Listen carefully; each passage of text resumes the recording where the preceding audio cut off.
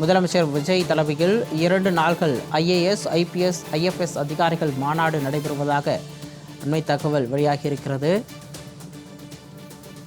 முதலமைச்சர் விஜய் தலைமையில் 2 நாள்கள் மாநாடு நடைபெற உள்ளதாக தகவல் வெளியாகியிருக்கிறது. அண்மை செய்தியாக நாம் பார்த்து கொண்டிருக்கிறோம். தலைமைச் செயலகத்தில் உள்ள நாமக்கல் கவிஞர் மாளிகையில் வரும் 29 மற்றும் 30 ஆகிய 2 நாட்களில் இந்த மாநாடு நடைபெறும் என தெரிவிக்கப்பட்டிருக்கிறது. கூடுதல் விவரங்களோடு எமது செய்தியாளர் ஜெயலானி இணைப்பில் இருக்கிறார். வணக்கம் ஜெயலானி.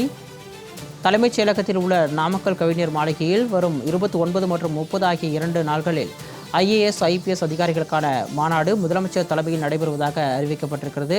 தொடர்பான விரிவான விவரங்களை பதிவு செய்யலாம். வணக்கம் சிகாமணி.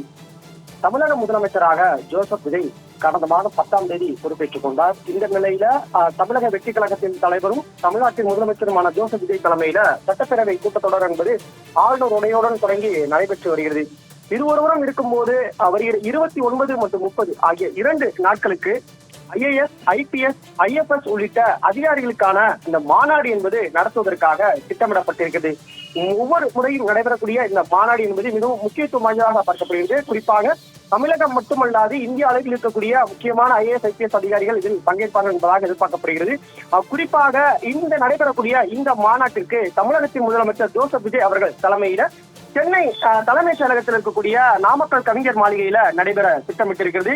இது ஒட்டுமொத்தமாக தமிழகத்தில் பல்வேறு பிரிவுகளில் பணியாற்றக்கூடிய IAS, IPS, IFS உள்ளிட்ட அதிகாரிகள் அனைவருமே ஒரே நாளில் சென்னை தலைமைச் செயலகத்துல திரளுவதற்கான வாய்ப்புகள் இருக்குது. இது மிகவும் முக்கியத்துவம் வாய்ந்த மாநாடாக பார்க்கப்படுகிறது. ஏனென்றால் தமிழகத்தின் அடுத்த கட்ட நகர்வுகள் எப்படி இருக்கும், அதிகாரிகள் தான் ஒரு அரசை வழிநடத்துவதற்கான மிக முக்கியமான காரணிகளாக இருந்து வருகிறார்கள். இப்படியான சூழ்நிலையில அரசு முன்னெடுக்கக்கூடிய திட்டங்களை அரசு அதிகாரிகள் எவ்வாறு மக்களிடம் கொண்டு சேர்க்க வேண்டும் உள்ளிட்டது தொடர்பாக தமிழக முதலமைச்சர் இந்த மாநாட்டில் உரையை நிகழ்த்துவதற்கான அதிக வாய்ப்பாக இருக்கிறது.